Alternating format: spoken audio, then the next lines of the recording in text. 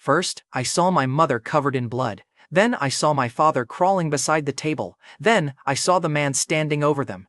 He wore a pale mask, a white cloak, and my parents' blood on both hands. He stayed. That made my stomach turn. He waited in my house as if the murder was not finished until I saw it. I had left that morning to buy salt and onions. That was my big heroic mission.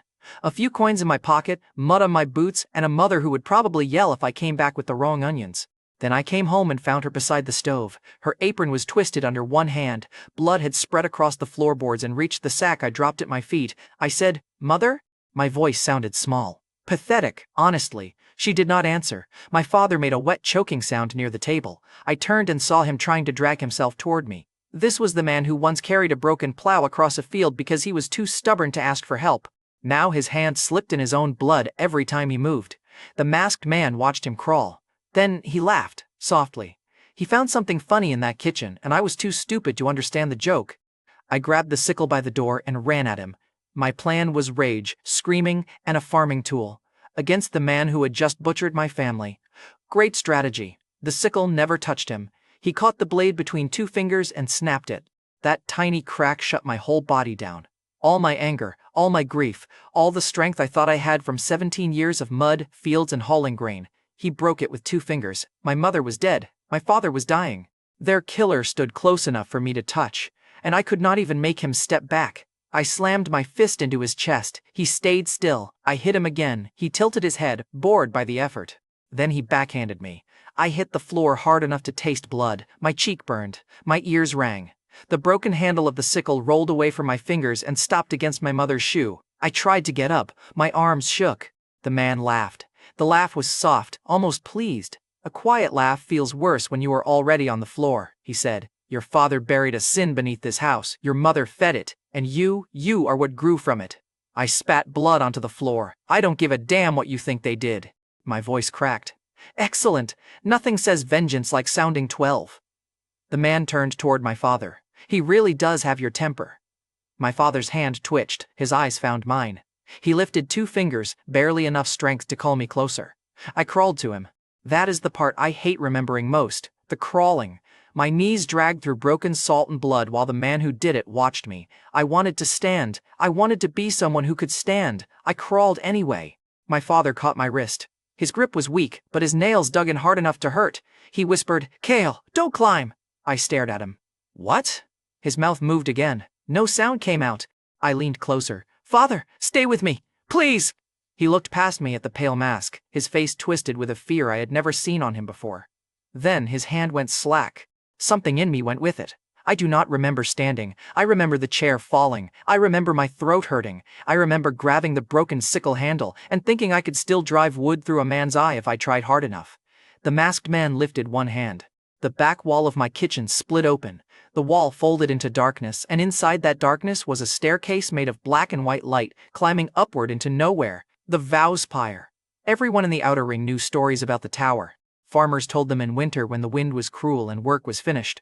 Climb high enough, they said, and you could gain wealth, power, a throne, a wish. Most of us treated those stories as winter talk. Pretty enough by the fire, useless when your roof leaked. The tower was not useless now. It was standing in my kitchen over my dead parents. The man stepped toward the staircase. I lunged again. He did not even look back. The air thickened and threw me down. My ribs hit the floor. I gasped, furious and helpless, which had become my main skill in life. At the edge of the gate, the man glanced over his shoulder. He said, "If you want revenge, climb. But climb quickly, little Ashling. Hate rots when it has nowhere to go." "I'll kill you," I said. He laughed again. Then he stepped onto the stair and vanished upward. I stayed on the floor for 1 breath, maybe 2. Long enough to hear the chickens outside start making noise again, because animals have better survival instincts than farm boys with dead parents.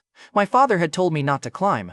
My mother had no voice left to tell me anything, so of course I did the one thing I was told not to do.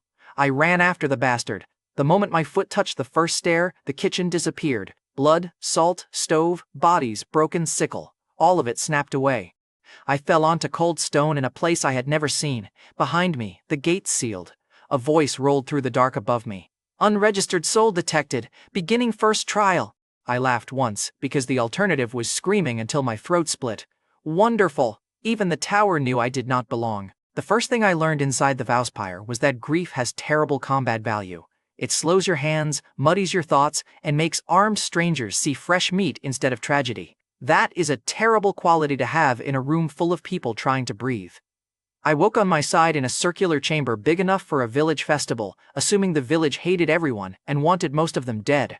The walls were black stone, the ceiling was too high to see clearly. Hundreds of people stood around me, and every one of them looked more prepared than I was. Some wore armor. Some carried swords, some had glowing marks on their hands. One girl had a little silver snake wrapped around her neck that kept whispering in her ear. A boy near the center had 2 axes, polished boots, and the expression of someone whose parents had paid a lot of money for him to look dangerous. I had muddy clothes, a broken sickle handle, and blood drying on my lip. A great start. Truly inspiring. Bards would fight for the right to ignore it. A bell rang above us. A calm voice said, "First trial. Reach the eastern door before breathable ether reaches 0. Candidates remaining inside at depletion will fail." A red light appeared over a distant door. For half a heartbeat, nobody moved. Then the air thinned. People felt it at the same time. Shoulders tightened, hands went to throats. Someone cursed, someone prayed, someone started laughing like a cracked pot. Then the chamber exploded into motion. I ran. I knew nothing about ether or candidates. I knew air mattered. Farming teaches advanced lessons like that. Air good, no air bad. Very complex. The crowd surged toward the eastern door. Stronger candidates shoved weaker ones aside. A man in bronze armor swung the flat of his blade into a girl's face and stepped over her before she hit the floor.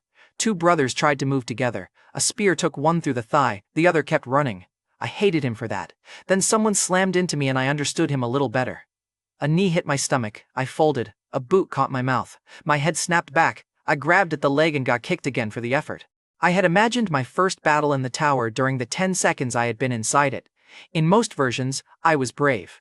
In the real one, I got kicked in the mouth and crawled under a dead man because apparently revenge has a learning curve. I dragged myself behind a fallen candidate while the crowd crushed toward the door. A skinny boy dropped beside me, wheezing hard. He had a floating lantern bobbing over his shoulder, its glass sides flashing with little symbols. He looked at me and said, "You don't have a contract." I wiped blood from my chin. "I don't have a clue either. Pick the more useful complaint." He blinked. "You're from the outer ring? I was from a house with a roof 5 minutes ago. Keep up." He swallowed and glanced toward the door. "I'm Mirek. Listen. Don't breathe too fast. The chamber drains breathable ether, but panic burns it faster. Candidates with floor contracts can move easier. Without one, you're heavy." "Great. The air is classist." "What? Nothing. How do we get out?" Mirek pointed with a shaking finger. "There are side gaps. The strongest are taking the center. We crawl along the bodies, wait for the crush near the door, then slip through when they start killing each other for space." It was a disgusting plan. It was also the first useful thing anyone had said to me since my father told me not to climb, and I had ignored that, so my judgment was already trash. We crawled. The air kept thinning. Every breath scraped. The floor grew slick under my palms. Blood, sweat. Someone spilled stomach, which I did my best not to think about because vomiting would have been rude to my limited oxygen. A candidate with a red scarf grabbed Mirek's ankle. Mirek screamed. I slammed the broken sickle handle into the man's wrist. He let go, then swung at me with a knife. I dodged badly. The blade cut my forearm. Pain flashed hot. I hit him again, harder, and he snarled. Then another candidate shoved him from behind and trampled him. Mirek stared at me. I said, "I meant to do that. Obviously. Master strategy." He did not laugh. "Fair. Tough crowd." We reached the last stretch near the door. It was worse there. The strongest candidates had formed a wall, holding others back while their own group slipped through. A girl with braided hair blasted 3 people away with a blue flash from her palm. A man with plaited shoulders snapped another boy's neck with one hand. I saw the door, 10 steps away. 10 steps might as well have been 10 floors. Mirek whispered. "We wait." I looked at the door. I thought of the pale mask walking upward. I thought of my mother on the floor. Waiting felt like cowardice. So I did something bold and stupid. I ran. The red scarf candidate I thought had been trampled was still alive. He came out of the bodies like bad luck and drove his knife into my side. I stopped breathing for a reason unrelated to the test. He leaned close and hissed, "Move, trash!" My legs buckled. The world narrowed. The door blurred. The air thinned until every sound came from far away. I heard Mirek shout my name, which was impressive because I did not remember giving it to him. Then I heard other voices, dead voices. They came from the floor, from the bodies around me. Broken whispers, raw and angry. "Take what we lost. Take it. Take it." Cold spread through my blood. Gray ash curled around my fingers. The knife in my side felt suddenly distant, like it had stabbed someone standing next to me instead of me. I grabbed the red scarf candidate's wrist, his eyes widened. Something inside his glowing mark cracked. I had no name for it and no control. I only felt every broken breath in that room press against my palm. I shoved him. He flew backward like I had thrown him with a giant's arm. He hit 2 other candidates and all 3 went down. The crowd near the door froze. For one beautiful second, nobody kicked me. Mirek grabbed my collar and dragged me through the eastern door. We landed in a narrow exit corridor as the chamber behind us sealed. The screams cut off. The sudden silence felt worse. I pressed one hand to my side. Blood seeped between my fingers. Mirek stared at the gray ash fading from my skin. What was that? I looked at him. I was hoping you knew. His lantern flickered hard enough to make him flinch. Above us, the same calm tower voice returned. First trial complete. Survivors confirmed. 1 survivor carries unlicensed ether. Report to Examiner Orlin for disposal. Every survivor in the corridor turned toward me. Of course they did. The tower had hundreds of murderers, liars, trained killers, and rich little psychopaths to choose from. Somehow, I won the garbage prize. I laughed through my teeth. Disposal, I said. Nice. I made it 1 room before becoming garbage. Mirek did not smile. That was how I knew things were about to get worse. Examiner Orlin looked clean. That annoyed me immediately. Monsters should have the decency to look the part. Horns, fangs, blood on their sleeves, something useful. Orlin looked like a thin man in a white examiner's coat with silver buttons and perfectly clean hands. He had calm gray eyes, neat dark hair, and the polite expression of a doctor deciding which limb to cut off first. 2 guards dragged me into his examination room and dropped me into a metal chair. I tried to sit straight. My side burned, my lip was split, one eye had started swelling. I probably looked like a scarecrow that lost an argument with a cartwheel. Orlin folded his hands behind his back. He said, Kale Varin, Outer Ring origin, no registered sponsor, no warden contract, no formal selection, no gate record before entry. I stared at him. You got all that from staring? The chair is reading you. I looked down. The metal arms of the chair were covered in thin, glowing lines wrapped around my wrists. They pulsed with every heartbeat. Great, I muttered. Even furniture gets to violate me in this place. Orlin's mouth moved almost enough to be a smile. The tower never chose you, it never permitted you, and yet it opened. That makes you either a miracle or an infection. I wanted to say something brave. Unfortunately, my mouth was full of blood, which was probably for the best. Brave men sound better when they still have teeth. Orlin lifted a crystal from a black tray. It was the size of an apple, clear at first, then cloudy when he held it near my chest. This measures contract alignment, he said. Does it measure how badly I want to leave this chair? No. Shame. Strong reading there. He pressed the crystal against my sternum. Cold shot through me. The room stretched thin. I heard faint whispers again, not words this time, only pressure, like people speaking behind a wall. The crystal turned gray. Then black lines cracked across it. Orlin's eyes sharpened. The crystal split in his hand. One guard stepped back, the other reached for his weapon. Orlin raised 2 fingers and the guard stopped. Interesting, Orlin said. That single word felt worse than a threat. He circled my chair slowly. Most illegal entrants die before inspection. Those who survive usually show stolen ether, false seals, or smuggled contracts. You show absence, then contradiction. I have no idea what that means. I believe you. That is the most convincing thing about you. I hated him immediately, not the burning kind of hatred I had for the pale mask. This was colder. Office hatred, paperwork hatred, the kind you feel for a man who can ruin your life while sounding like he is doing you a favor. Orlin leaned close. You will not be disposed of today. Relief would have been reasonable. My body chose dread, he continued. You will be classified under provisional ash rank and placed with the lowest eligible group. If your abnormality is meaningless, the trials will remove you. If it repeats, I will know. And if I refuse?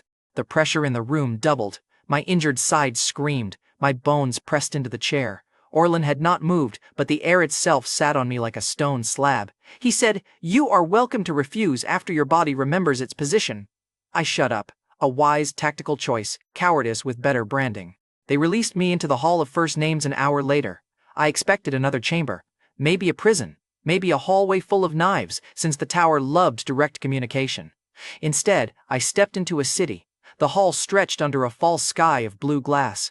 Stone streets curved around dormitories, weapon stalls, food courts, training pits, message boards, healing tents, betting booths, and little noble lounges where well-dressed candidates pretended the blood on their boots was fashionable. Hundreds of aspirants moved through it like this was normal. Some were laughing. That offended me more than it should have. My parents were cooling on a kitchen floor somewhere below, and these people were arguing over meal tokens and sword polish. Mirek found me near the main plaza. His lantern floated close to his shoulder, dimmer now. "You survived, Orlan," he said. "Apparently he has standards for garbage disposal. What did he rank you?" Before I could ask what that meant, the plaza board lit up. It was a massive slab of dark glass hanging above the square. Names appeared in bright rows. Gold, silver, iron, ember, reed, then lower groups. I did not have time to read because my name blinked at the very bottom. KL Varen, rank, Ash, status, unregistered. The plaza went quiet for half a breath, then people laughed. One boy pointed openly. A girl with silver earrings covered her mouth and smiled. The axe boy from the first trial snorted and said, "Ash, that's not even a rank, that's sweepings." Another candidate said, "Maybe the board ran out of insults." I stood under my own name and felt every laugh hit somewhere sore. A ranking board should have meant nothing after what happened in my kitchen. It still did, because the board was right.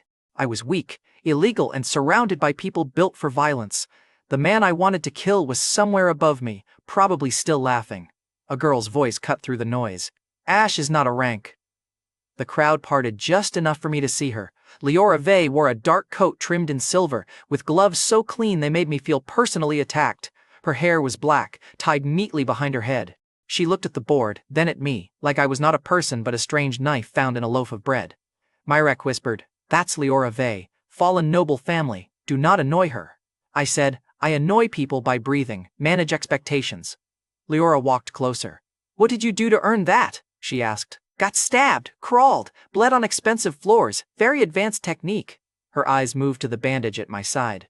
"And cracked Orlan's crystal." I looked at Mirek. He raised both hands. "I didn't tell her." Leora smiled. "You are terrible at secrecy, it leaks off you." "I just got here." "Yes," she said, "that is the interesting part. I wanted to tell her to go to hell, then I remembered hell might be a floor in this place, probably with better furniture, and held my tongue." That night, Mirek showed me the dorm assigned to low-ranked aspirants. It smelled like sweat, cheap soap, and panic. My cot was near the wall, under a cracked window that showed no outside, just more stone. I waited until Mirek slept. Then I sat on the cot with nothing left to fight. My hands shook. I pressed them between my knees and stared at the floor until the room blurred. I tried to remember my mother's last words to me that morning. She had said something about onions, or salt.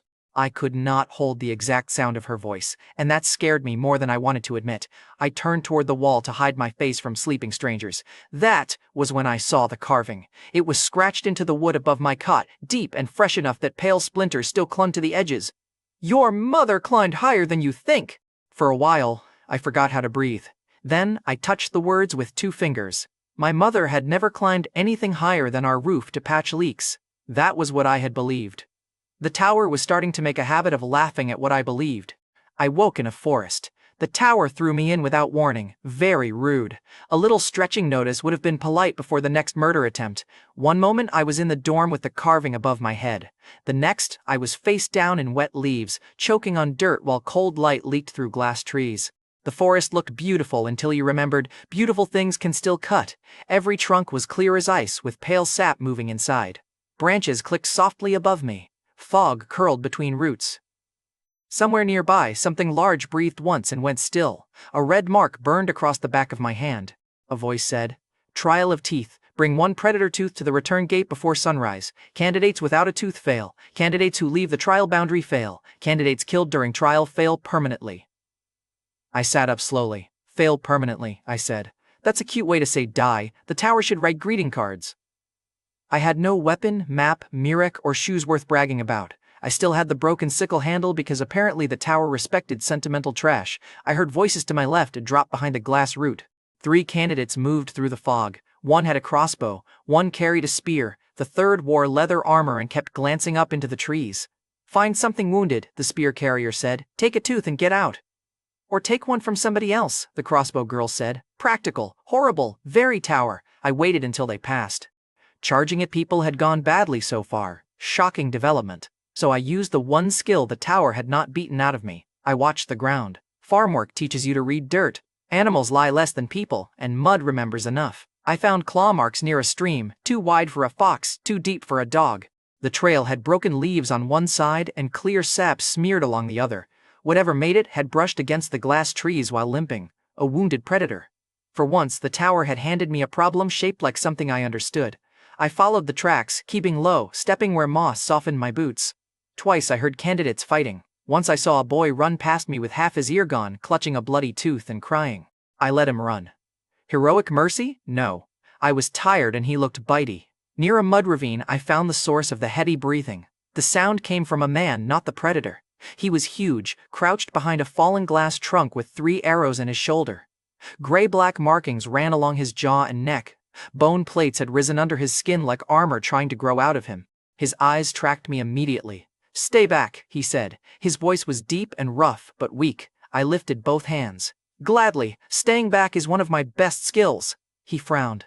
"You are mocking me." "Mostly myself. You just happened to be nearby." A shout came from above the ravine. "The beast blood went this way!" The large man's jaw tightened. I understood then. He was not hiding from a predator. He was being used as one. 4 candidates appeared on the ridge. The crossbow girl from earlier was with them. She aimed down at him. "There," the crossbow girl said. "Let the wolf come for him. We take the tooth after." The huge man tried to stand and almost fell. Leaving would have been the smart choice. I had one goal: find the pale mask and kill him. Every second spent helping a stranger was a second wasted. My father had told me not to climb. My mother was dead. I owed the world nothing kind. Then the crossbow girl shot another bolt into his leg. He did not scream. He only gripped the glass trunk harder. That pissed me off. I picked up a stone and threw it at the nearest glass branch. It shattered with a sharp crack. The candidates on the ridge turned. I shouted, "Hey, your bait is terrible. Too big. Wolves like smaller idiots." Then I ran.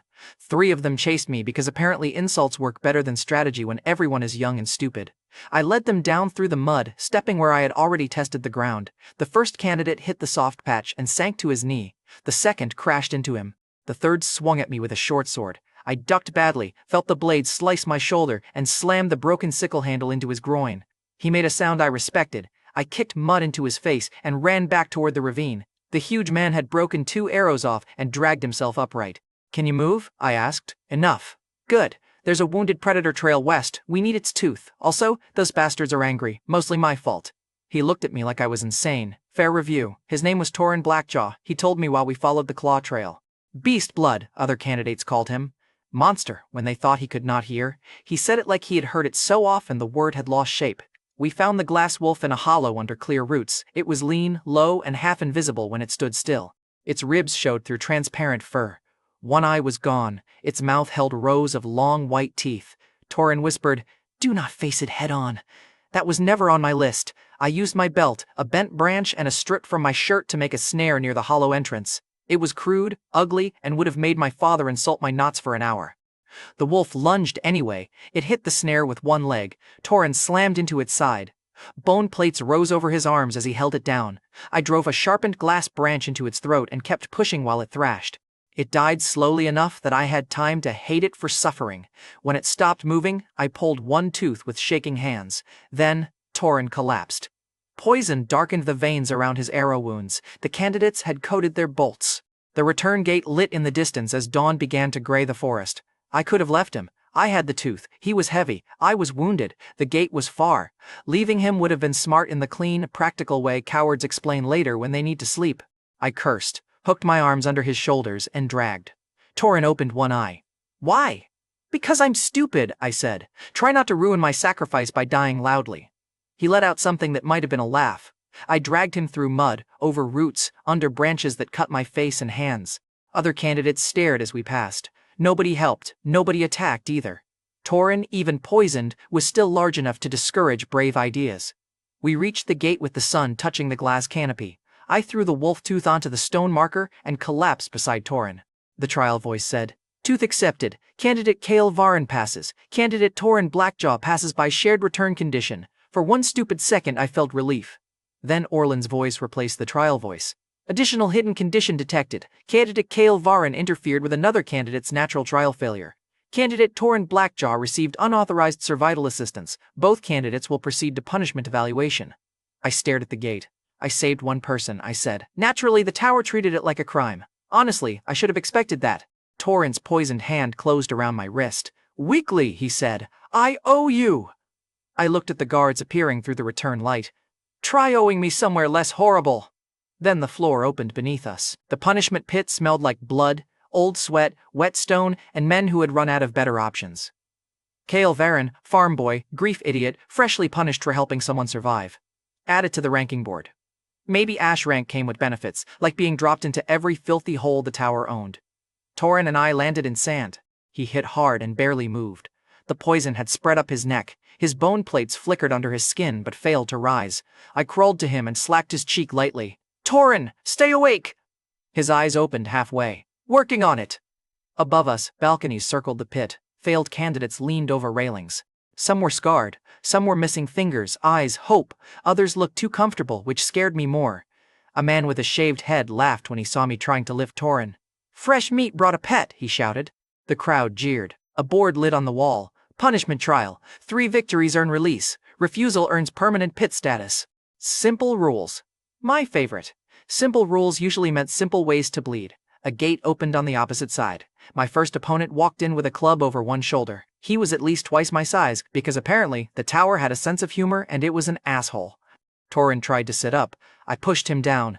Save your strength. You cannot fight him. I know. I'm trying something new called lying to myself. The clubman grinned. You sure you don't want the beast to fight for you? I picked up a loose shard of stone from the sand. He charges extra. The bell rang. The man crossed the pit in 4 strides and hit me in the ribs with the club. I flew sideways and ate sand. I discovered a new depth of uselessness in front of a crowd, in a sandpit, while a man twice my size tested blunt objects on my body. I rolled before the second swing crushed my head. Barely. The club slammed down beside my ear. Sand jumped. I stabbed the stone shard into his calf. He roared and kicked me in the chest. My vision flashed white. The crowd laughed harder. I hated them. I hated him. I hated the fact that Torin was trying to crawl toward me because even half-dead he was still more useful than I was. The club came down again. Torin moved. He put one armored forearm between the club and my skull. Bone plating cracked. He grunted and dropped to one knee. Something inside me shrank. I was the reason he was here. I had saved him, then made him save me. Great heroic balance. I gave people problems and called it loyalty. The clubman raised his weapon for both of us. I grabbed a fistful of sand and threw it into his eyes. Then I bit his wounded calf. Yes, bit him. Revenge stories leave that part out because biting a stranger's leg does not look noble. It does work though. He screamed and staggered. I slammed the stone shard into the back of his knee. Torin, with the last of his strength, shouldered him off balance. The man fell face first into the sand. I grabbed his club and hit him until he stopped trying to get up. The bell rang. Victory won, the wall announced. The crowd booed. I spat blood and sand. Sorry, was I supposed to lose prettier? Torin collapsed again. The poison around his wounds had turned black. Between fights they dragged us into a makeshift infirmary that looked less like healing and more like storage for people who had not finished dying. A pit medic glanced at Torin, shrugged, and said, Expensive antidote, not wasted on punishment candidates. I grabbed his collar.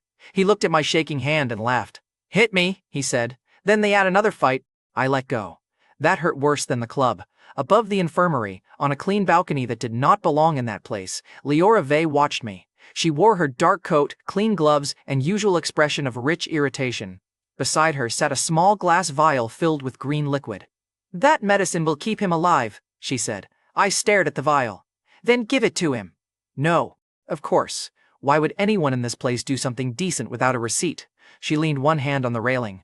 Join my team for the next official trial. Follow my strategy. Do not make me regret touching your disaster of a life. In exchange, your large friend gets the antidote. I don't trust nobles. Good. Trust is lazy. Use need instead. Her calm made me want to punch the wall. Torin coughed behind me. Dark blood spotted his lips. Leora looked at him, then at me. Your pride is very dramatic, Kale. Unfortunately, it has poor medical value. I wanted to tell her to choke on the vial. Instead, I said, fine. She smiled slightly. There! That was almost intelligent. Enjoy it. Rare event. She tossed the vial down. I caught it and poured it into Torin's mouth with hands that shook from relief and humiliation. His breathing eased after a minute. Color returned slowly under the poison marks. Leora descended the stairs and stood beside me. Orlin is not punishing you randomly, she said quietly. He is provoking you. Everyone provokes me. It's becoming a local hobby. He wants whatever happened in the first trial to happen again, in front of better observers, so stop reacting like a kicked dog. I looked at her. She left the words sharp. Good. I hated pity more. The second fight came fast, then the third. I survived by cheating, crawling, using the wall, using broken weapons, and once by letting my opponent trip over the body of the previous one. Tactical brilliance. Also luck wearing a dirty coat. By the final fight, my arms trembled every time I lifted them. My opponent was thin, scarred, and smiling too much. He moved like a man who had survived the pit long enough to enjoy hurting people. The bell rang. He did not attack immediately. He circled me. Kale Varan, he said. I stiffened. Popular today, I muttered. He smiled wider. You came after him, didn't you? The pit noise faded. I raised the broken club in both hands. After who? He leaned close enough for me to smell rot on his breath. Then he whispered, Little Ashling. The world went red at the edges. My hands tightened around the club. The crowd shouted for blood. For once, I agreed with them.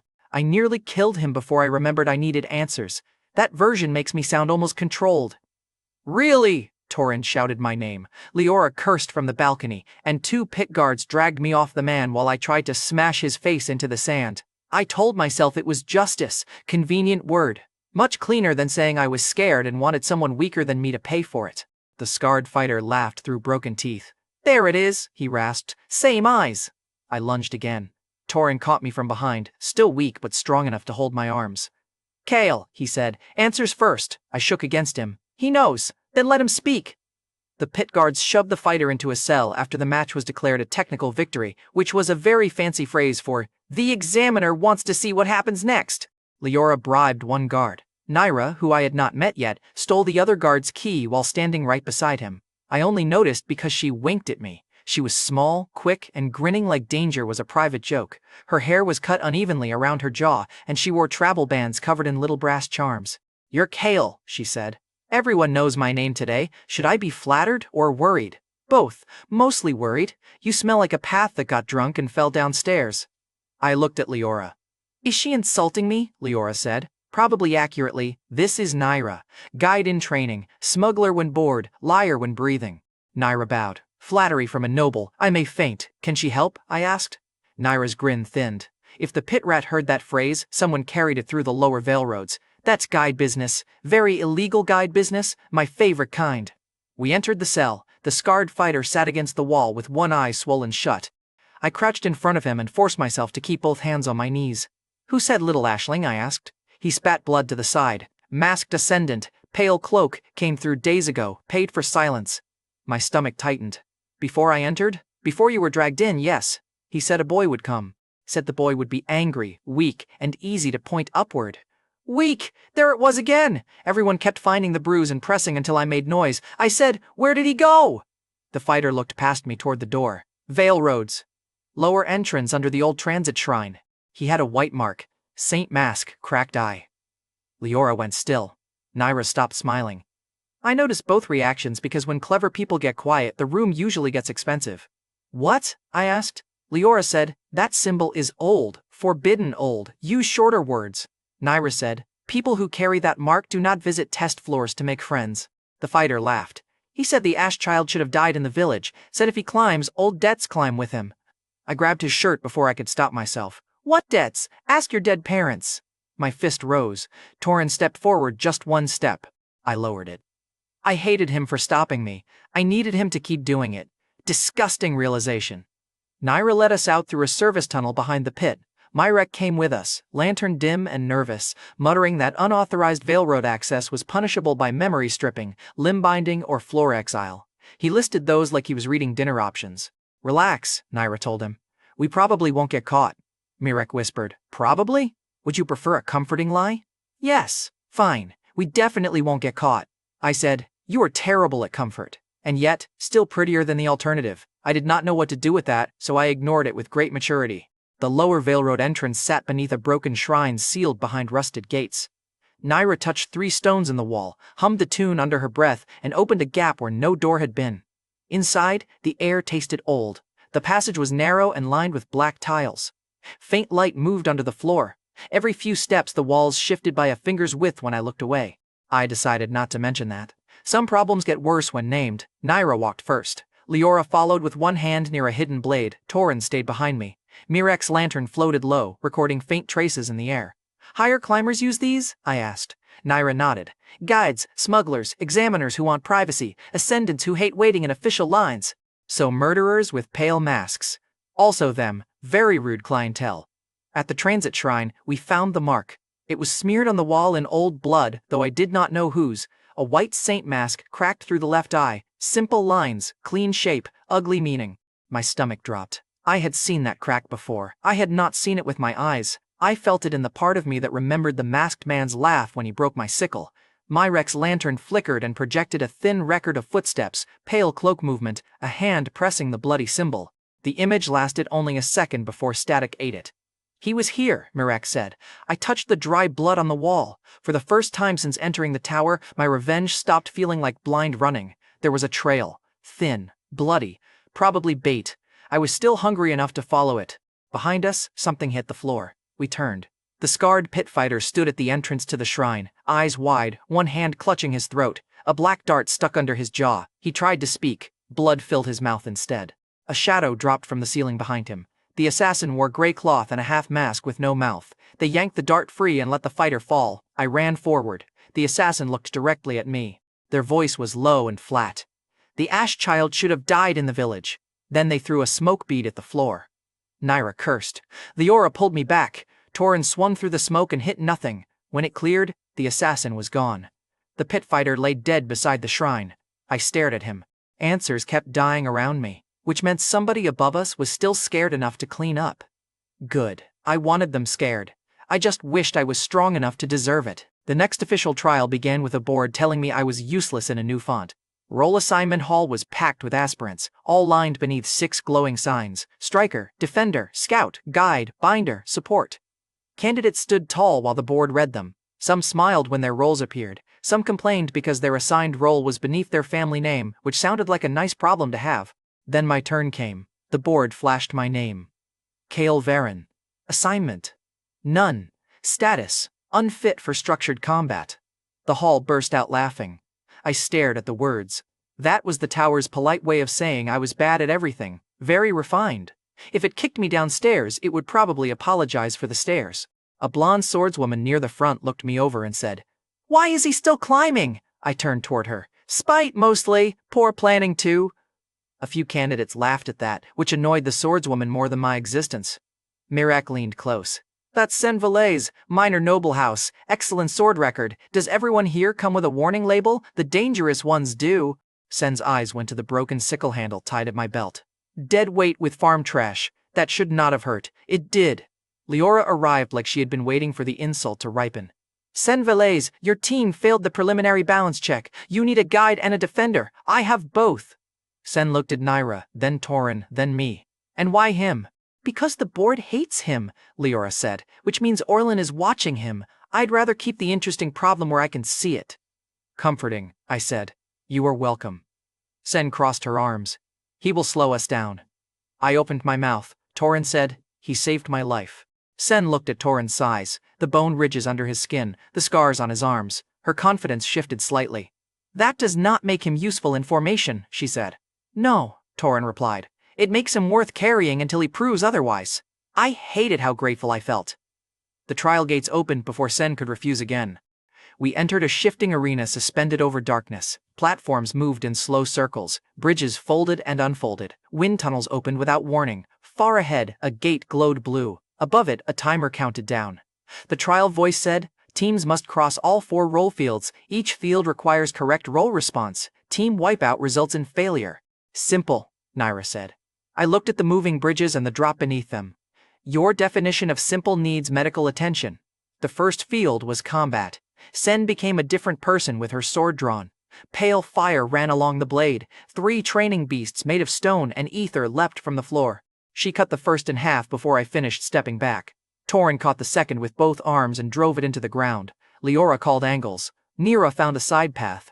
Myrek's lantern flashed enemy patterns. I swung my broken handle at a beast already missing half its head. I missed. Sen saw.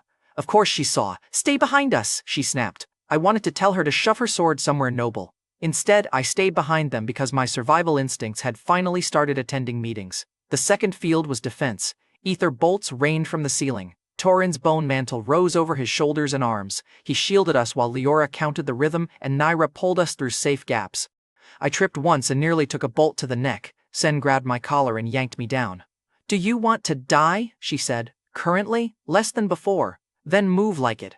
The third field was a broken bridge hanging between two platforms, wind pushed from both sides. Below, shapes moved in the dark. A team ahead of us rushed across. The bridge snapped halfway. 3 candidates fell screaming. The rest clung to chains while hidden things climbed up toward them. Sen looked at Naira. "Path?" Naira frowned. "Bad. The safe route keeps moving." Leora's eyes narrowed as she calculated. "If we wait, we lose the timer. If we rush, we lose bodies." Everyone looked at the bridge. I looked at the hinges. The left hinge was rusted through the lower pin. The right chain carried too much weight. Wind pushed hard every 7th breath. The bridge had not snapped from weight alone. It snapped when the wind hit and the chain twisted. Farm gates break the same way when lazy sons ignore maintenance for 3 months. I may or may not have been that son. I grabbed a broken spear shaft from the last field and ran to the hinge. Sen shouted, "Kale, stop!" I jammed the spear shaft through the lower ring and threw my weight against it. Pain shot through my injured side. "Cross on the 3rd wind!" I shouted. "Not now! 3rd! The chain will settle!" Leora stared at the hinge, then at the wind channel. "He's right." That was the first time anyone in the tower said those words about me. I considered dying happy, but the bridge was still trying to rip my arms off. Torin crossed first, carrying Mirek. Naira moved after him, light as a thief's promise. Leora followed. Sen hesitated, then ran. The wind hit. The spear shaft cracked. Sen reached the far platform and turned. I was still on the wrong side. Of course I was. The bridge lurched. The shaft split. I jumped as the left side dropped. I did not make the platform. My fingers caught the edge. Very heroic, very painful. My shoulder almost tore loose. Sen grabbed my wrist. For a second, we stared at each other. Her grip tightened. "Dead weight," I said through clenched teeth. She pulled me up hard enough to slam my ribs into the stone. "Useful dead weight," she said. I lay there coughing and almost smiled. The final field was an ether storm corridor. Naira guided us by reading shifts in the air. Leora called timing. Torin carried shields broken from stone beasts. Sen cut through stray bursts when they condensed into blades. I watched the floor. The storm moved in patterns, but the little stones moved first. They trembled a heartbeat before each blast. "Left!" I shouted. Torin shifted. A blast tore through the place he had been standing. After that, nobody told me to shut up. We crossed the final gate with 3 seconds left. The teams behind us stared. Some looked angry, some looked confused. The best ones looked careful. Sen sheathed her sword and said, "You are not strong, I noticed, frequently, but you see things." It landed short of praise, still warm enough to annoy me because I preferred disliking her. Mirek's lantern suddenly flickered. A beam of pale light spilled across the arena wall. At first I thought it was one of his recordings from the trial. Then the image cleared. A woman stood in old climber armor, her hair tied back, one hand resting on a blade I had never seen. My knees went weak. It was my mother. Behind her, on a stone wall, was the cracked white mask symbol. The arena noise faded. Mirek whispered, "I didn't call that up." I turned on him. "Then why the hell does your lantern know my mother?" Mirek swore he had not known. He said it 3 times, hands shaking, lantern dimming above his shoulder like it was embarrassed for both of us. I did not believe him. Suspicion had become easy. Trust was heavy, and I was tired of carrying things that might bite me later. "That recording came from your lantern," I said. Mirek swallowed. "It came through my lantern." "That is different." "Wonderful. A technical betrayal. Much classier." Leora stepped between us before my fists got ambitious. "Arguing here is stupid," she said. "Everyone saw the projection. Orlin will know we saw it." Sen looked at me. "Was that truly your mother?" I wanted to say no. I wanted to laugh and tell her my mother never wore armor, never stood beside forbidden symbols, never hid anything bigger than coins in a flour jar. Instead I said, yes. The next trial bell rang before anyone could ask the questions I was avoiding. The wall behind us opened into a corridor lined with black doors. Orlin's voice came through the stone.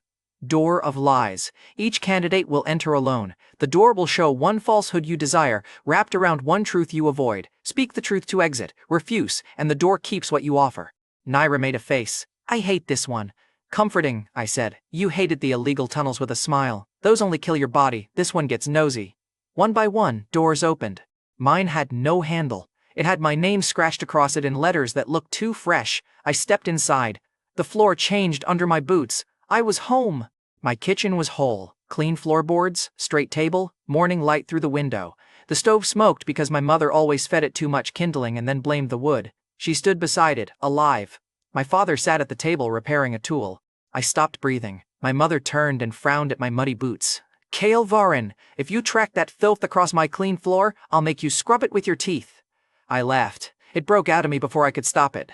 Then I cried, which was less impressive. She looked exactly right. The small flaws made it worse. Her sleeves were rolled unevenly. A strand of hair stuck to her cheek. Flour dust marked her wrist. The lie knew details it had no right to know. My father looked up. Mark, it took you long enough. I took one step toward them, then another. I knew it was fake. My mother's body was cold somewhere below. My father's last grip had gone slack around my wrist. The tower was using me. I still reached for her. That was the ugliest part. I had spent every hour screaming for revenge, but when the tower offered me a lie where they were alive, I reached for it like a starving dog.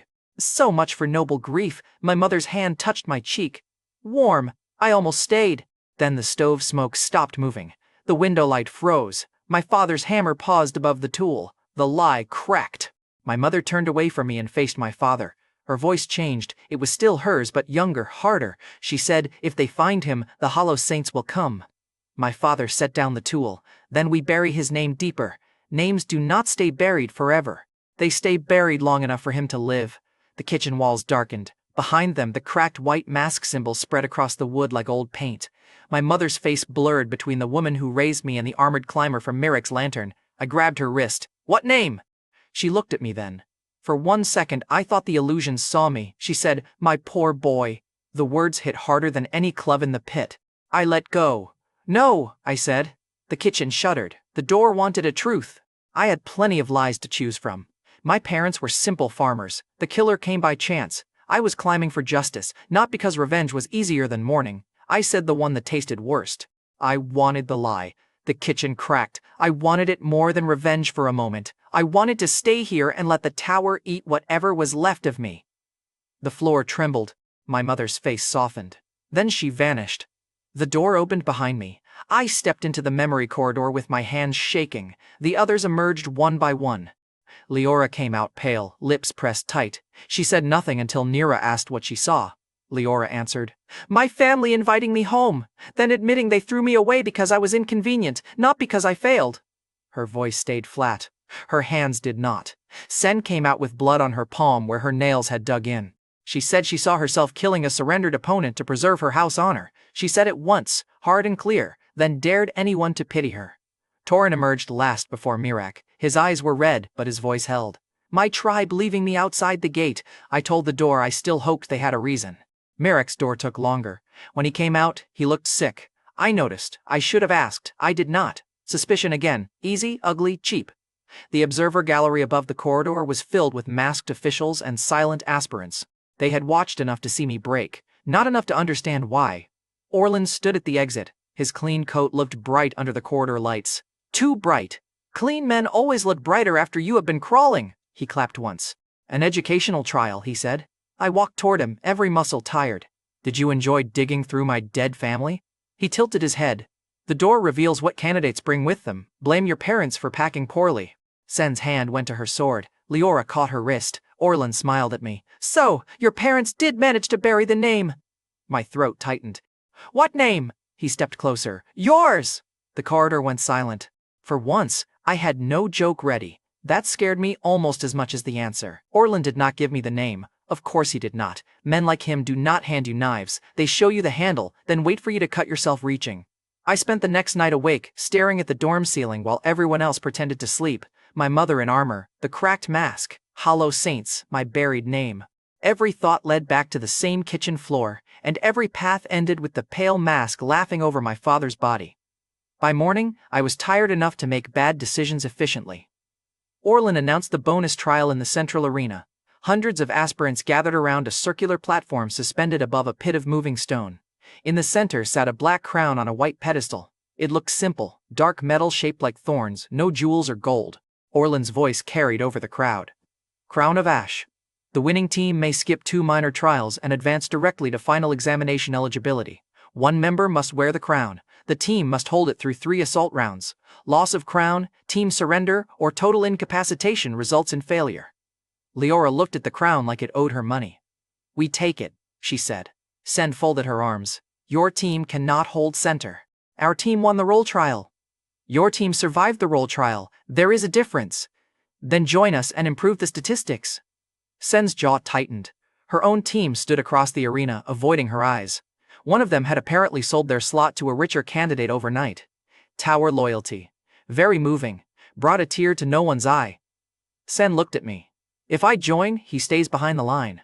I raised a hand. "He is standing right here and fully aware he is terrible." "Good," Sen said. "Self-awareness is safer than pride. I have both. They take turns ruining me." Torin gave a low grunt that might have been amusement. When the bell rang, the arena shifted. Platforms rose around the crown. Other teams rushed from 5 gates at once. Some came with shields, some with chain weapons. One noble team arrived under a glowing banner shaped like a hawk, because apparently even murder games need branding. Leora pointed. "Torin, center. Sen, left intercept. Nira, root cuts. Mirek, record patterns. Kale, I waited. Watch." That insulted me. It also made sense, which was worse. Torin took the crown and set it on his head. The black metal shrank slightly to fit him, then sank into a ring of dark light above his brow. His bone mantle rose. Sen stepped left, silver flame licking along her blade. Nira vanished into the moving platforms. Mirek's lantern spun overhead, catching lines of attack. I crouched near the pedestal with a short knife Leora had given me. A boy from the Hawk Banner team pointed at me and laughed. "They brought the ash rank as decoration," his teammate said. "Careful, he might bleed on your boots." The crowd laughed. I smiled at the floor. It was either that or run at him and die like an idiot. I was trying personal growth, horrible activity, very uncomfortable. The first assault round hit hard. Sen cut through 2 attackers before they reached the center. Torin took a hammer blow to the chest and barely moved. Leora called corrections from the rear, her eyes flicking over every motion like she was reading a page nobody else could see. Nira appeared behind an enemy binder and kicked him off a platform. Mirek shouted warnings as his lantern flashed red. I watched. It hurt to be useful by doing nothing. Then I saw the first gap. The Hawk Banner team was not aiming for Torin. They were forcing Sen left, making her cut wider each time. Their binder waited for her third swing. When her blade crossed too far, he would lock her wrist and the spear carrier would take the crown from behind. "Sen! Low feint!" I shouted. She did not ask why. Bless her practical, insulting soul, she dropped her next swing halfway. The binder lunged too early. His seal missed her wrist. Sen stepped inside and smashed her pommel into his jaw. Nira tripped the spear carrier from behind. The crowd noise changed. Confusion first. Cheers would have been too generous. People hate when their jokes survive. Second round brought beasts made of black stone released from side gates. One slammed into Torin hard enough to push him back 3 steps. Another leapt toward Mirek. I moved without thinking and stabbed it under the jaw with my cheap knife.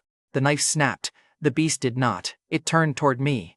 "Of course," I said. It hit me in the chest and knocked me across the platform. I landed near the edge. My back screamed. The crowd roared. The beast leapt. A silver arc cut through its neck before it landed. Sen stood over me. Behind the line. Trying. The line moved. Very rude. She hauled me up and shoved me toward Torin. The third round was human again. The Hawk Banner captain, a tall noble with gold rings on every finger, walked forward instead of rushing. "Kale Varen," he called. "I heard your parents died on a kitchen floor. For this?"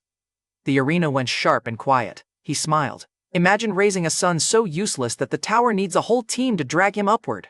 Something gray stirred under my skin. The dead whispers rose from under the platform. "Take what was broken. Take." My hand shook. The noble saw it and smiled wider. He wanted me to lose control. Orlin probably wanted it too from wherever he watched. Put pressure on the ash rank, poke the wound, see what crawls out. I looked at Torin. His arms were shaking under the crown's weight. I looked at Mirek, pale and terrified. Leora's eyes were locked on me, warning clear. Sen's sword was raised, but she could not reach me in time. If I let the gray thing out, it might hit them too. I hated that. I hated needing to care. I hated that caring made me hesitate. Then I noticed the platform under the noble captain. His team had forced us back toward the center, but he had stepped onto a rotating stone with a cracked edge. Each time the arena shifted, that stone dipped half an inch before rising. I swallowed the ash in my throat and raised one bloody hand. "Sen," I said. "Third shift, cut the right chain." The noble laughed. "Giving orders now?" "No," I said. "Begging competent people to fix my problems. It's a theme." The third shift came. Sen cut. The right chain snapped.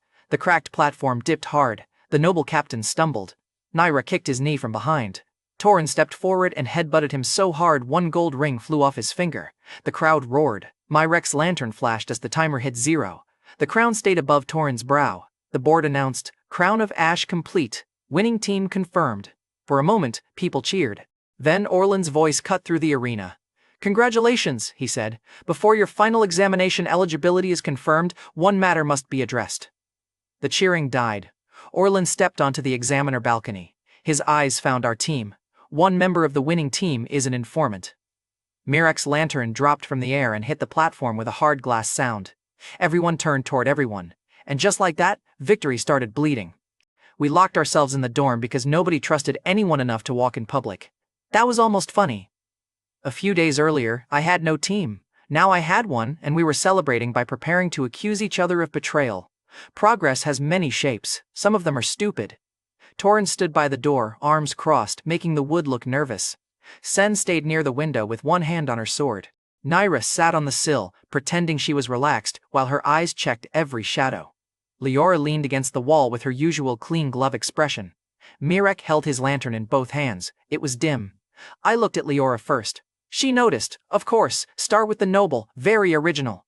You collect secrets like other people collect spoons. If I betrayed you, Kale, you would not be alive to complain about it. I paused. Fair point. Terrible personality, but fair point. Sen's voice cut across the room. Naira has illegal railroad access. Naira lifted a finger. Many charming people have illegal access to many things. That is not evidence. Torin looked at Myrek. Myrek flinched before anyone spoke. That was enough. The room went quiet. I stepped toward him. Myrek, I said. He shook his head. Kyle, I can explain. Those 4 words have never improved a betrayal. Leora's eyes narrowed. Lantern, open archive, full access. Myrek clutched it tighter. I can't. Sen drew 1 inch of steel. You will. No, Myrek said, and his voice cracked. I mean I can't. It is sealed. Nira slid off the sill and moved behind him. By who? Myrek looked at me. I hated the answer before he gave it. Orlan, he whispered. Something hot and stupid moved through me. I crossed the room and grabbed him by the collar. His lantern swung, spilling pale light over the floor. You reported on us? Myrek's eyes filled with tears. He has my sister. I slammed him into the wall. Torin said my name. I did not stop. You watched me, I said. You watched me bleed, crawl, sleep, break, and you carried it all back to him? Ari is 12, Myrek said. He took her before the first trial. He said if I helped him identify anomalies, he would let her climb out. If I refused, he would send her to disposal. So you sold us? Yes, he said. The honesty made me angrier. I punched him. His head snapped to the side. The lantern flashed. Recorded voices spilled across the dorm floor like broken glass. Orlan's voice said, Observe Varn during stress. Record any gray discharge. Do not interfere unless death is imminent. Myrek's voice shaking said, You promised Ari would be safe. Orlan said, I promised she would remain useful. Choose your words more carefully. Another recording showed a small girl behind bars, thin arms wrapped around her knees. Ari, she had Myrek's eyes. I saw her and still wanted to hit him again. I am least proud of what came next. I wanted him to hurt because I hurt. That was the shape of me then. A small, pathetic thing pretending to be justice. I drew back my fist. Torin caught my wrist. His grip did not crush, it only held. Enough, he said. I turned on him. He betrayed us. Yes. He stabbed us in the back. Yes. Then let me become Orlan. That stopped me. The room stayed silent. Myrek slid down the wall, blood on his mouth, sobbing quietly. I let Torin lower my arm. I hated him for being right. I hated Myrek for giving him a reason to be right. I hated myself most because part of me still wanted to finish it. Leora crouched by the lantern and touched a symbol on its rim. There are more messages. Orlan is moving Ari tonight. Lower laboratory, containment wing. Nira said. That is under the examiner level. Bad locks. Worse guards. Probably experimental creatures. Probably? Myrek whispered. Naira gave him a flat look. You have lost the right to demand comfort. Sen sheathed her sword. We retrieve the girl, then we decide what to do with him. I looked at Myrek. He would not meet my eyes. I said, if this is another trap, I will hate myself later. But I will hate you immediately. It is a trap, Leora said. I stared at her. She shrugged. Obviously. But Orlan expects us either to fracture or rush blindly. We can at least choose the shape of our stupidity. That was the closest thing to optimism she had ever offered. We went anyway. Naira guided us through a maintenance passage beneath the dorm halls. Mirek came because he knew Ari's holding mark. Sen watched him the whole time. Torin walked close enough to stop me if I lost control again. I pretended not to notice. Badly. The lower laboratory was hidden behind a sealed archive door. Leora broke the outer lock with a thin silver pin. Naira listened to the wall, then opened a side path through a storage shaft. Inside, the air was cold and clean. That bothered me. Cruel places should stink. This one smelled like polished stone and medicine. Orlan's kind of cruelty did not spill unless he wanted it to. Rows of glass cells lined the chamber. Some held empty shackles, some held marks burned into the floor. One held a small girl curled under a gray blanket. Mirek ran to the glass. "Ari!" The girl lifted her head. Her face changed when she saw him. Hope first, then fear when she saw the rest of us. "Mirek?" she said. His hands shook against the glass. "I'm here. I'm getting you out." A mark on the floor beneath him lit red. Leora shouted, "Move!" Too late. Black lines crawled up Mirek's arms. He screamed and doubled over. The lantern flared above him, spinning too fast. Orlan's voice filled the lab from hidden speakers. "Emotional rescue attempts are beautifully predictable." Sen drew her sword. Torin moved in front of Ari's cell. Nira cursed and checked the exits. Mirek turned toward me. His eyes were terrified. "Kale," he said, "run!" His body moved without him. A thin blade slid from the lantern frame into his hand. He drove it into my side. Pain punched the air out of me. Mirek sobbed. "I'm sorry! I'm sorry! I'm sorry!" Behind him, a containment gate opened. Something crawled out. It was long, pale, and wrong around the joints. Its head was covered in closed eyes. Its mouth opened where its throat should have been, and the air filled with the sound of people whispering regrets. Orlan said, "Let us see what the Ash Child does when forgiveness becomes inconvenient." I fell to one knee, blood running warm down my shirt. Forgiveness was nowhere near the top of my list. The Grief Eater came out smiling with a mouth that did not need. Of course, the tower had a monster that ate regret. Why would it not? This place never wasted suffering. It recycled it, polished it, then called it a trial. The laboratory lights flickered as the creature unfolded from the containment gate. Its pale limbs scraped the floor. The closed eyes on its head twitched under thin skin. Every whisper in the room bent toward it. My side burned where Mirek had stabbed me. Mirek was on his knees, fighting his own arms as black seal lines wrapped his wrists and throat. Ari screamed from behind the glass. Torin slammed both fists into the cell door. Sen cut at the red floor mark. Leora searched the walls for the control array. Naira threw knives at every shadow that looked like a hidden speaker. The Grief Eater turned toward me. A voice came from its throat. My father's voice. "Don't climb." My body locked. The lab disappeared. I was back in the kitchen, on the floor, my father's hand around my wrist. His blood was warm. His eyes were afraid. Then the vision changed. My mother stood behind him, alive but wounded, holding a door shut with both hands. She looked at me and said, "Run, Kale. If you climb, they will know what you are." I tried to speak. No sound came out. The Grief Eater pushed closer. The vision pressed against my eyes. It did not show what happened. It showed what I feared happened. My parents dying because of me. My father warning me because he knew I would ruin everything. My mother hiding a name because the name was mine. A very neat package of misery. The tower had customer service after all. Sen's shout cut through it. "KL, move!" I hit the floor as the creature's limb sliced over my head. Sen's silver flame cut across its side. The wound opened, then closed around a puff of gray smoke. "It is feeding!" Leora shouted. "The more regret it pulls, the faster it heals." "Then stop regretting things," I snapped, scrambling backward. Naira ducked under a limb. "Brilliant plan. Shall I also stop having bones?" The creature turned toward Torin. He saw something I could not. His face changed. He whispered. I waited. His bone mantle cracked. The Grief Eater slammed him through a table. Mirek screamed Ari's name and tried to crawl toward the glass. The seal dragged him back like invisible hooks. Ari pounded the cell wall. "Brother!" The Grief Eater's throat mouth opened wider. It spoke in Mirek's voice now. "I promised, I promised, I promised." Mirek looked at me through tears. "Leave me. Save Ari, please. I deserve whatever happens." I wanted to agree. There. That is the truth. I wanted to say yes, you deserve it. You watched me for Orlan, you lied, you stabbed me. Your reasons were sad, but sad reasons still bleed. I wanted to step over him and rescue the girl because she was innocent and he was convenient to hate. Torin pushed himself up from broken glass. He did not lecture me, he only said, "A line." I knew what he meant. Revenge needed a line. Without one, it was just murder with better excuses. I hated that lesson. It sounded like something a healthy person would learn calmly from a mentor on a hill. I learned it bleeding in a secret lab while a regret monster wore my father's voice. Very educational.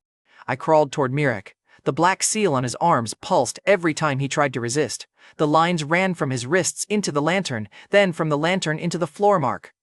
A promise chain. Orlin had made him swear to obey in exchange for Ari's safety, then twisted the wording until the promise became a leash. Ash stirred under my skin. I looked at Mirek. Did you promise to protect her? He nodded, sobbing. Yes. Say it. I promised to protect Ari. The Grief Eater lunged. Sen intercepted and was thrown back. Naira dragged her out of the way. Torin put himself between the creature and me, bone plates splintering under each hit. I grabbed Mirek's wrist. The seal burned my palm. The dead whispers rose, but this time I did not let them drag me everywhere. I held one sound, one promise, one broken line. Mirek's voice said, I promised to protect Ari. I pushed the ash into the seal. Pain shot through my head. A memory tore loose. My mother singing while washing clothes. Not the whole memory, just the melody. I felt it slip away. I reached for it and found nothing but the knowledge that something had been there.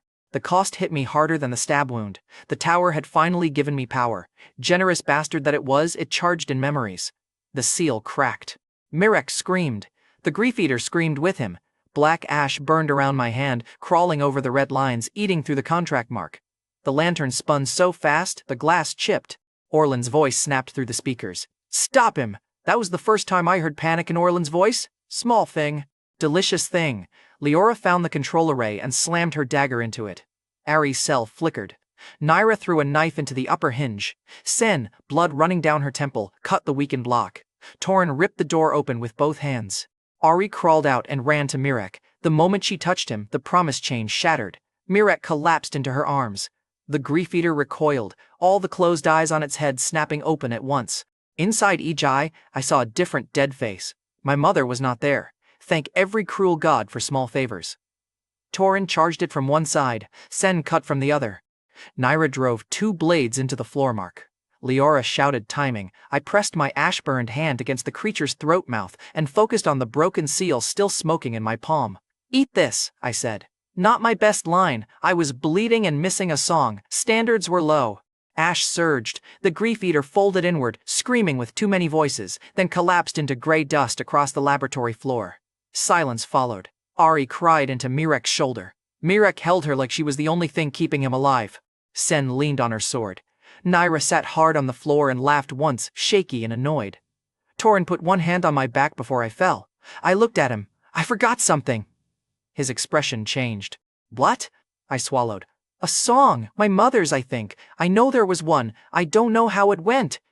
Nobody spoke. That was Mercy. Then slow clapping came from the upper walkway. Orlin stepped into view. Behind him stood 3 masked observers, their recording crystals glowing.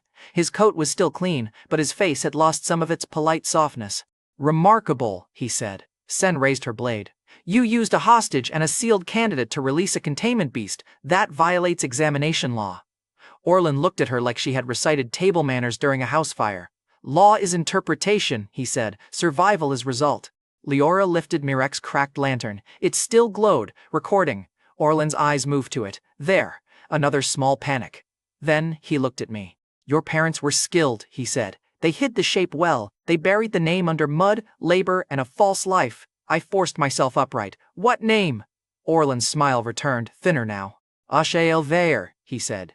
Child of the 13th vow. The name struck the room like a bell. I shook my head. That is not my name. No, Orlin said. It is the name your parents died hiding. Then the final exam bell rang. Because apparently the tower believed emotional devastation should be scheduled back to back. The final examination began before my blood dried. That should have surprised me. It did not. By then, I understood the Vowspire had the compassion of a boot and the timing of a debt collector. Orlin's name still rang in my head. Ashiel Ver. I hated it. It sounded old, expensive, dangerous, nothing like me. Kale Varen was mud, onions, bad boots, and a mother who threatened dental punishment for dirty floors. Ashiel Ver sounded like someone who had ruined a country before breakfast. My parents were dead. My name was apparently fake. My revenge was built on half a story. Excellent. All I needed now was someone to tell me I had been raised by goats and the day would be complete.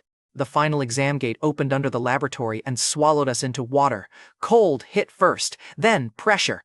Then panic, because breathing underwater is usually considered advanced dying. A shell of air formed around my mouth and nose at the last second. I choked, cursed, and grabbed the nearest stone rail. We stood on a staircase inside a vertical sea. The drowned stair rose above us in a spiral, vanishing into blue-black water. Strange lights moved beyond the steps. Some were fish. Some were bigger. Some had too many legs to be fish, and I decided not to improve my education. The trial voice said, "Final examination. Reach the upper gate. Rival teams and native threats remain active. External interference forbidden." Leora looked up the stair. "We move as one. Tor in front, Sen left, Nira route, Mirek records, KL stays center." I opened my mouth.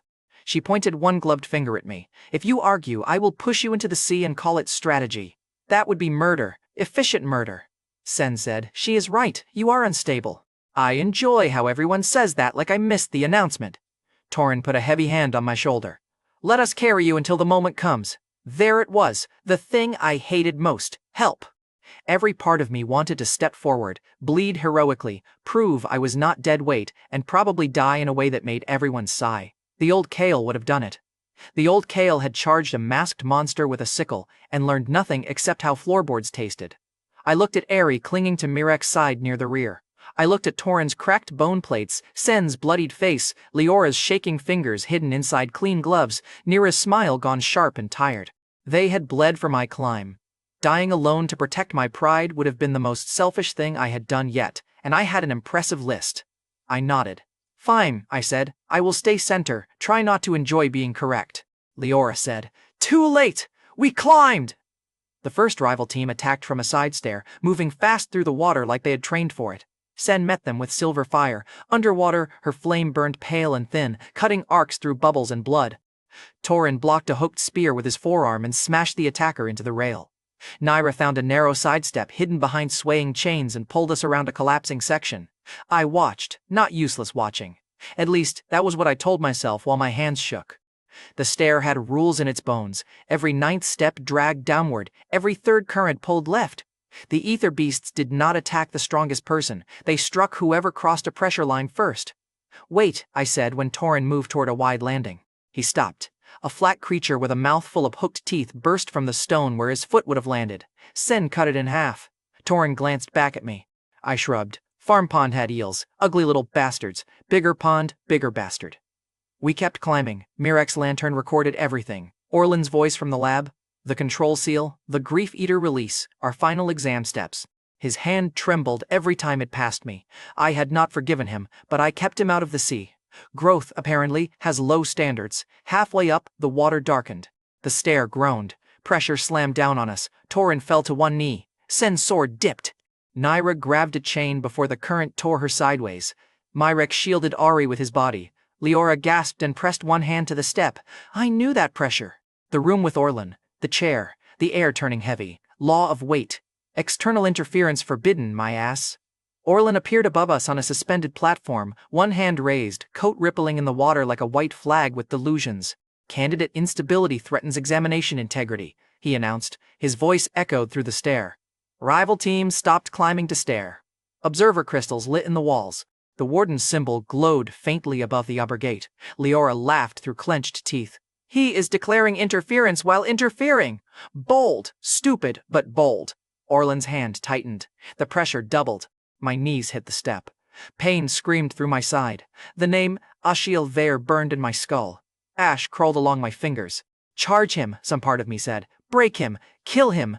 Very tempting. Very dramatic. Very likely to get everyone crushed while I made an angry face. I looked at Orlan's hand. Then past it, to the faint contract chain running from his wrist into the warden's symbol above the gate. He was leaning on permission, not raw strength. Floor authority. Warden contract. A rule with a man hiding behind it. Rules could crack. I knew that now. I forced myself to wait. Sen was pinned, but still had her sword angled upward. Torin was shielding Mirek and Ari under his body. Nira had one hand free near a guide chain.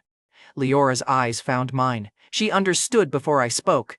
3 seconds? She asked. I nodded. Maybe. Maybe is disgusting, she said. It's my specialty. I pressed my ash-burned palm to the stair. The dead whispers rose from the drowned stare. Failed candidates, broken vows, drowned promises. I did not take all of it. I would have lost too much. Instead, I searched for one thing. Orland's contract. His promise to uphold the examination. His violation. There. A clean thread wrapped in a dirty lie. I pushed Ashen Vow into it. The memory cost came sharp. My father's laugh. I felt it slip. I knew he had laughed. I knew I had loved it. The sound itself vanished. For a second, grief almost broke my focus. Then I thought of Orland's clean hands, the hostage, the sealed knife, the monster. The way he said my buried name like he owned it. I burned the contract. Orland's eyes widened. The pressure vanished. 3 seconds. Leora moved first. She slammed the hidden needle into the stair mechanism and opened the final route. Nira snapped the guide chain and swung across the broken current. Torin rose with a roar and shielded Mirek and Ari from a lunging beast. Sen launched from his shoulder, silver flame flaring around her blade. She reached Orland's platform and cut across his arm. Blood spread through the water. Orland screamed. The scream was smaller than he deserved. I appreciated it anyway. Mirek's lantern flashed bright, recording Orland's raised hand, the contract chain, Sen's strike, the Warden symbol reacting. The 3 seconds ended. But Orland's control did not return cleanly. The Warden symbol above the gate turned red. A voice deeper than the trial system filled the drowned stair. Examiner interference confirmed. Contract breach recorded. Candidate team may proceed. Examiner authority suspended pending judgment. The rival teams stared. The observers stared. Orland clutched his bleeding arm and looked, for the first time, like a man standing without his wall of rules. He looked smaller. I enjoyed that more than I should have. We climbed the last steps together. Torin half carried me despite my complaints. Sen guarded the rear. Naira led through the final current. Leora kept one hand on the root seal. Mirek carried Ari and the lantern, both shaking. The upper gate opened onto a white platform under a round, staring light. The Warden judgment platform. We collapsed onto dry stone. Air hit my lungs, real air. I lay there coughing and laughing because survival had become funny in a sick way. The ranking board formed above us. First it showed our team names as advanced. Torin Blackjaw, Leora Vey, Sen Valaise, Naira of the Veilroads, Mirek Sol, KL Varin. Then my name flickered.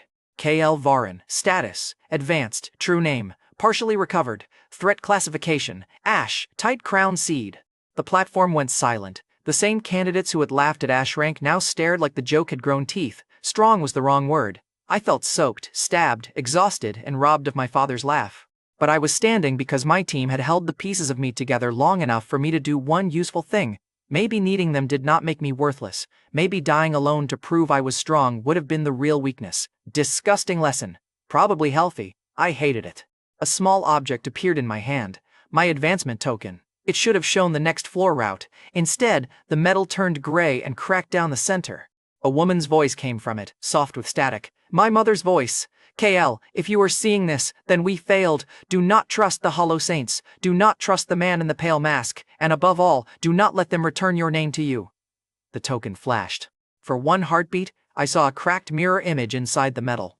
A pale mask, a white saint symbol split through one eye. Then I heard the same soft laugh from my kitchen. The next floor gate opened in front of us. I closed my fist around the broken token until its edge cut my palm. I had climbed the first stair. I had found a warning instead of the killer. Somehow, that felt worse.